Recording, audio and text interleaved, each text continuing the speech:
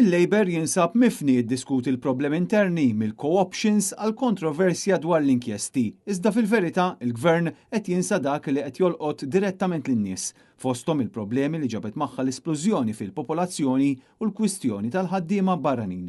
It-tlieta filgħaxija staqsejna lill-membri tal-Grupp Parlamentari Laburista se jkun qed jagħmel il-Gvern biex jindirizza din il-problema enormi. Bil-Labor Migration Policy, kemm qed waslu se jitlu barranin bħala ċifra bħala numri ma rejtu?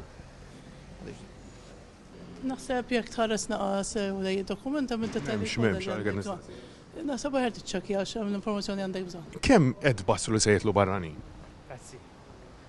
Ċifra. Il-laqgħa ta' tlieta sejħet biex japprovaw l-isem ta' Ramona Attard fil-Parlament, iżda fi kliem Jason Mikallef huma ltaqgħu biex jiddiskutu l-Partit Nazzjonalista. Illum sa niddiskutu fl-Eżekuttiv fuq kif il-Partit Nazzjonalista nħakem. B'Mikallef jinfex kif inhu solitu f'attakk partiġjan. F'din il-laqgħa l-Grupp Parlamentari u l-Eżekuttiv Nazzjonali tal-Partit Laburista approvaw in-nomina biex l-eks-President tal-Labor Ramona Attard tingħata siġġu fil-Parlament b'co-option biex issa ħadet post Randolph De Battista.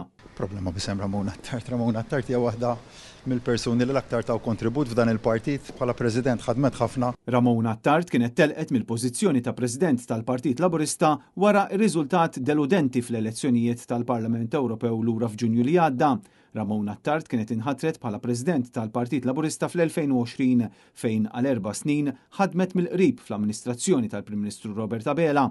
Qabel dan kienet taħdem ukoll fl-Uffiċċju Komunikazzjoni tal-eks Prim Ministru Joseph Muscat fost l-oħrajn.